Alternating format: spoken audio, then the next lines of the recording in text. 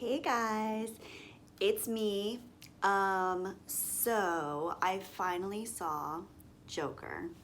A lot of you have been asking what I thought of Joker, preceding me even deciding that I wanted to see it.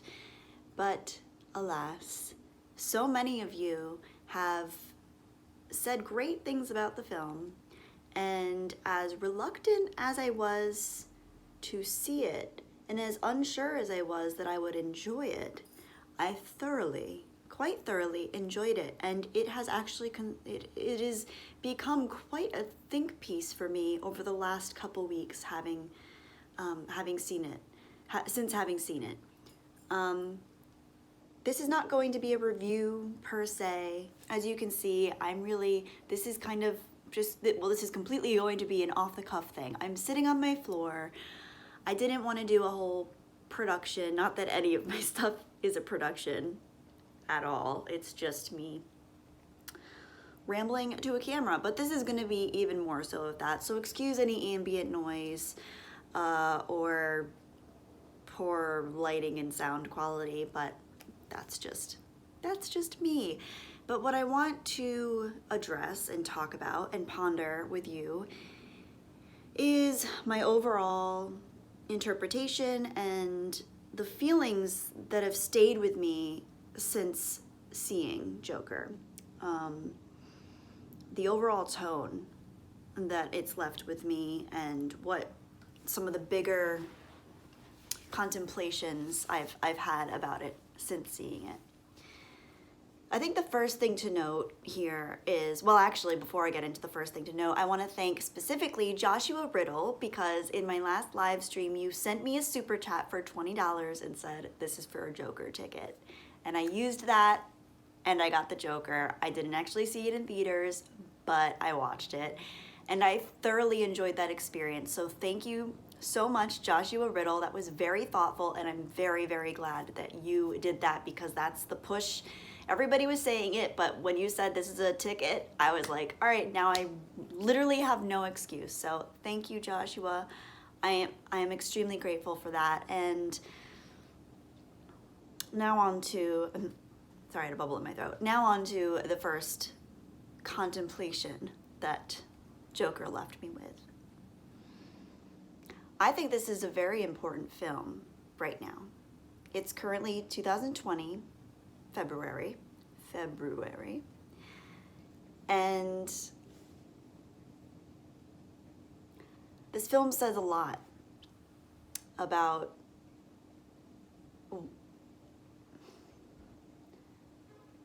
the times we're experiencing, but more importantly, it's saying a lot about the things that are not being said, the conversations that are not being had, and the topics that are not being addressed.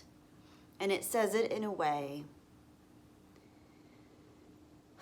that left me feeling heavy and remarkably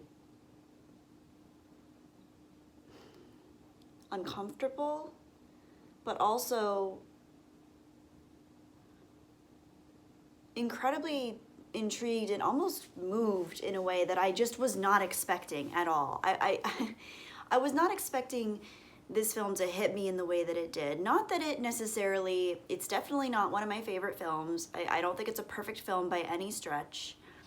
But the premise, the ideas, the performance by Joaquin Phoenix, and just the overall tone and the underlying narrative. This film has its flaws. I want to say that. This film definitely has its flaws. There were some things that I wasn't as huge a fan of, but what I was and what I am a fan of is the way that it sticks with you. The way that and not everybody's going to feel that way. I understand that. That's something I always want to make known on my channel, is that I know that not everybody is going to feel the same way about a film as I do. I know not everybody is going to like the same movies I like for the same reasons that I like them. And not everyone is going to be moved by what moves me. And not everyone is going to think about things the way that I do. most of you who know me know that I deal with a degree of social anxiety and a huge degree of existential anxiety. Pretty much the mark of my existence thus far in my life has been existential anxiety. It is what I grapple with on a daily basis. It is the reason I take so long to get videos out and put myself out there. It's the reason I'm scared of a lot of things within my own life. And to an extent, I think Joker captured some elements of that loneliness of human existence. You don't have to necessarily, you definitely don't have to resonate with the actual character of Joker, Arthur. But his plight, his silent torture, I think can resonate with a lot of people. And I think that's probably to do with the overall success of this film and why so many people are really attached to it emotionally, and it really resonates with a lot of people, and I can definitely see why.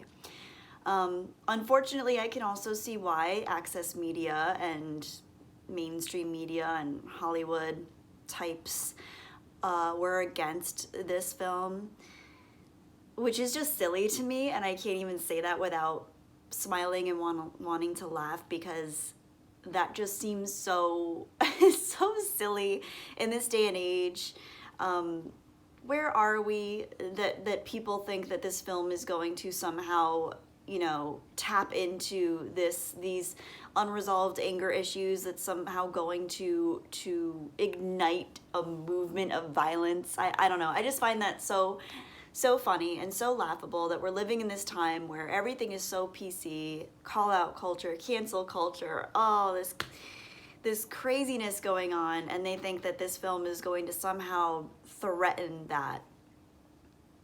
But ironically, it doesn't threaten that, but what it does do is it brings up a conversation that corner of humanity isn't having, and they're not willing to have. They want to discount a lot of the feelings and the ideas and the concepts and the philosophies that this film brings up, which is really fascinating to me, because I think if there's one singular plight that humanity is facing right now, it is the conversation we're not having. It's not the conversations that we, of course, should be having about racism or sexism or whatever else. Those are, of course, important conversations. But I think the conversations that we're not having say more about us as a society. The conversations we're refusing to have say much more about us as a society. Wow, that came out of my mouth really fast. Say much more about us as a society than the conversations we are having. Of course, there are important philosophical conversations going on a daily basis in the public sphere, throughout media, throughout Hollywood, throughout film. But what Joker brings up, the importance of it to me, is the silent struggle of the individual. And this is something that really taps into something very personal for me, because although I can relate to Arthur on almost nothing in terms of his upbringing or his eventual human corruption that he endures. Spoiler alert, it's Joker. I mean, what do you expect? But yeah, but there are so many elements that I can relate to.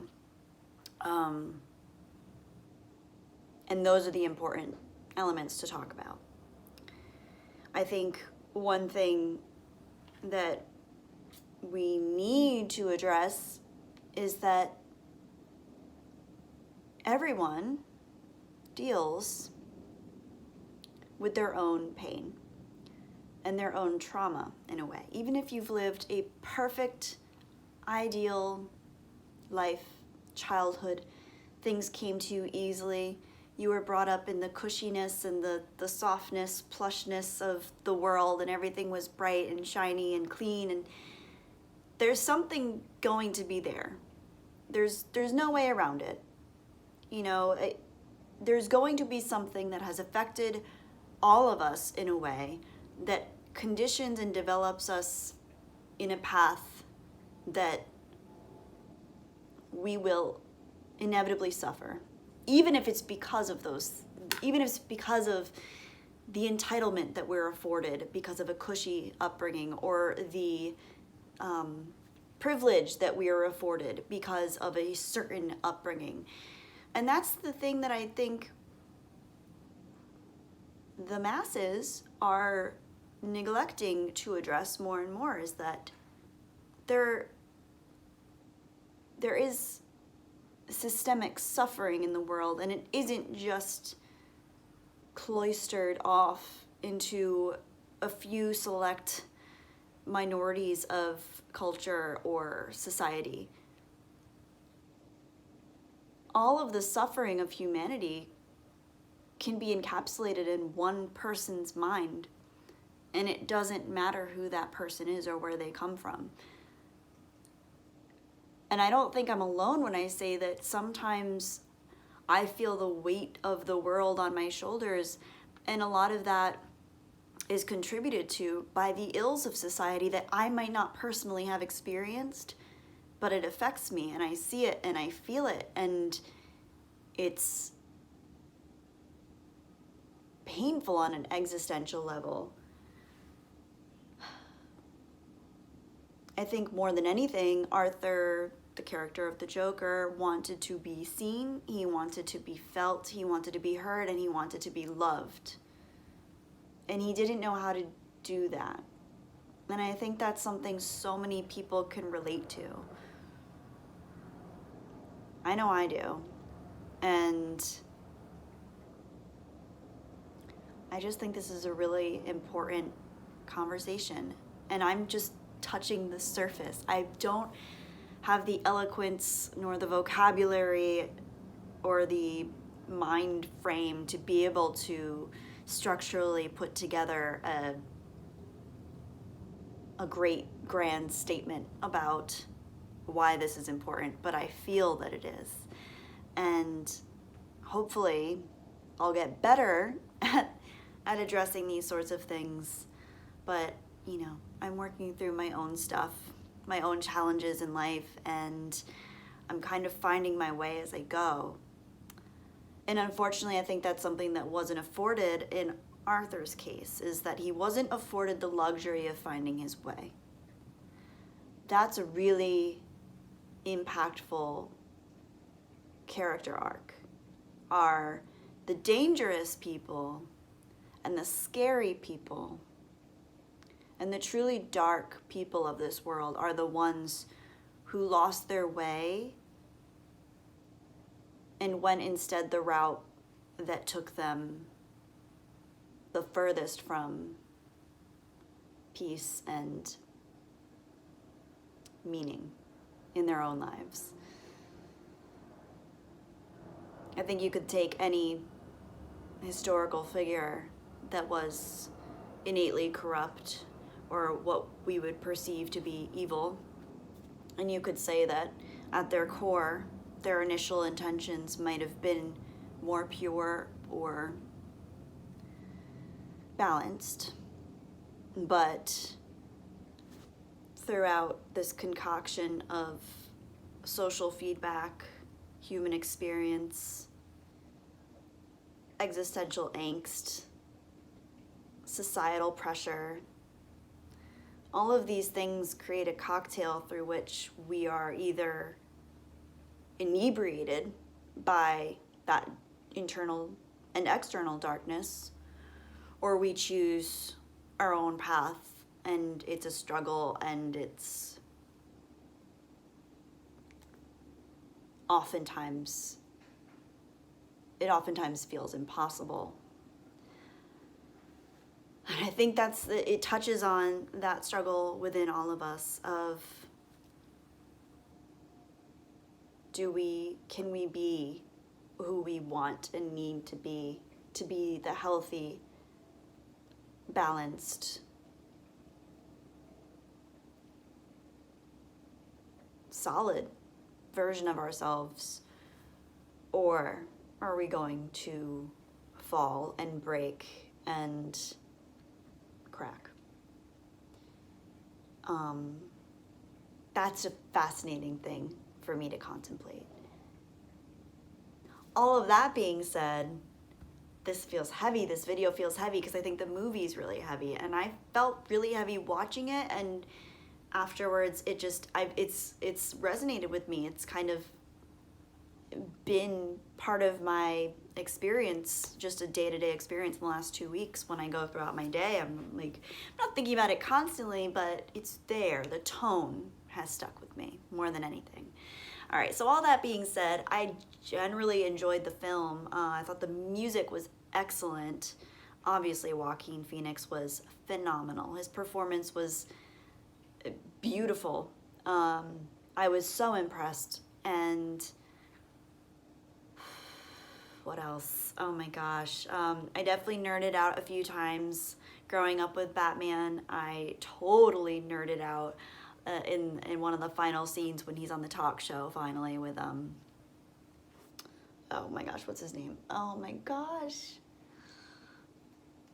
Oh my gosh, Taxi Driver. Like, why am I forgetting his name? Robert De Niro. Oh my gosh, sorry, excuse me. I feel so bad right now. Robert De Niro, when Arthur is on the stage with Robert De Niro, and we finally see the reveal of his true manifestation of Joker, and it is like a composite of all the Jokers we know, from the animated series to Jack Nicholson to obviously Heath Ledger. I think was probably definitely the biggest inspiration for Phoenix's rendition of Joker. And he just embodied that role so perfectly and darkly, and his body language, his bodily charisma, I don't know even what to call it, but just phenomenal. And so I was so impressed with that, and I definitely nerded out in that scene. I also nerded out when I saw the Waynes coming out of the theater, and I saw that Bruce Wayne's mom, she was wearing pearls. I was like, oh, this is the night that it happens. That was really cool to see. There were a few solid moments where I was thoroughly entertained, and I felt it was really cool to see. But overall, this film just really, it stuck with me tonally. The tonal resonance of this film is something to behold. And like I said, it's not Citizen Kane. It's not the best film. It has its flaws. It has its things that I don't want to go about picking it apart, because I don't think they're anything worth not seeing it or writing it off. I do think it's a film worth seeing. I just think it's about maybe trying to put yourself in the right mind frame before and throughout the experience of watching it. So anyway, I think that's all I want to say about it for now.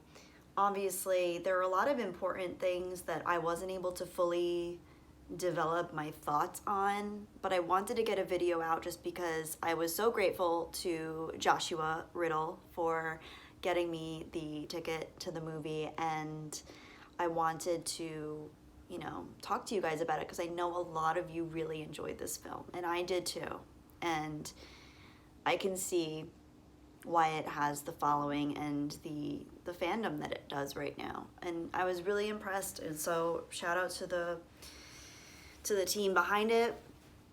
Yeah, really cool. So anyway, I've been I've been super busy and just haven't been in the right headspace to do any streams or videos lately. So I hope this video suffices and you guys feel enough of a fix for it right now, and then hopefully I'll be doing a stream maybe sometime next week. We will see. Anyway, guys, I miss you all. I love you all. I'm so grateful for all of you, and I think about you every day. You guys mean the world to me, you really do. And if you haven't seen Joker yet, think about seeing it. It's cool. And it does have a lot of really pertinent messages, I think, about what this world is going through right now, and the social upheaval, and the importance of addressing the individual struggle and not just groups of people. You know, that's one thing that I think we're sorely undermining right now, is the importance of course, it's wonderful to have a sense of community and cohesiveness with society.